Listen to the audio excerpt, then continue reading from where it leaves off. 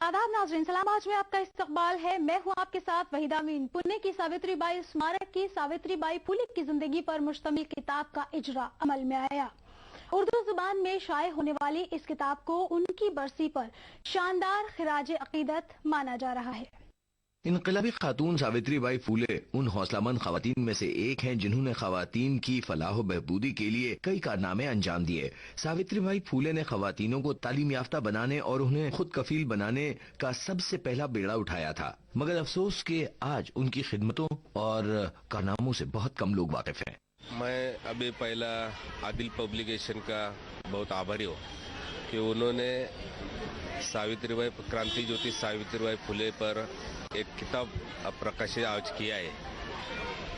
मुझे ऐसा लगता है कि वो महाराष्ट्र में और भारत देश में पहला किताब ऐसा होगा कि क्रांति ज्योति सावित्रीबाई फुले इनके नाम पर पहला किताब होगा उर्दू में आज प्रकाशित हुआ। ये किताब लिखने के लिए तकरीबन 1 साल से हम मवाद जमा कर रहे थे और अभी हाल ही में 1 महीने के अंदर ही हमारी ये किताब पूरी हुई।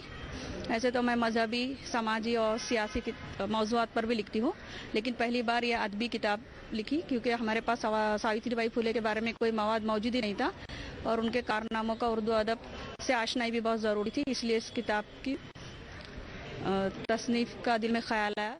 सावित्रीबाई फूले की जिंदगी और कारनामों से आवाम और खासकर उर्दू खां तबके को मुतारफ कराने के लिए आदिल पब्लिकेशन ने इनकलाबी कदम उठाया है। इस इदारे ने उर्दू में सावित्रीबाई फूले की जिंदगी मुश्तमिल किताबें शाये की हैं। सावित्रीबाई फूले की जिंदगी पर किताब की आशात को उनकी बरसी पर शानदार खिराज अकीदत करार दिया गया है। किताब के मुसन्निफ डॉक्टर ताहिर अब्दुल शकूर हैं। इस किताब का इजारा सावित्रीबाई फूले स्मारक में किया गया। इस मौके पर पूना के मेयर दत्ता धनकावड़े के अलावा शहर की कई अजीम हस्तियां मौजूद थीं। लोगों ने सावित्रीबाई फूले को खिराज अकीदत पेश करते हुए उन्हें इनकलाबी खातून करार दिया।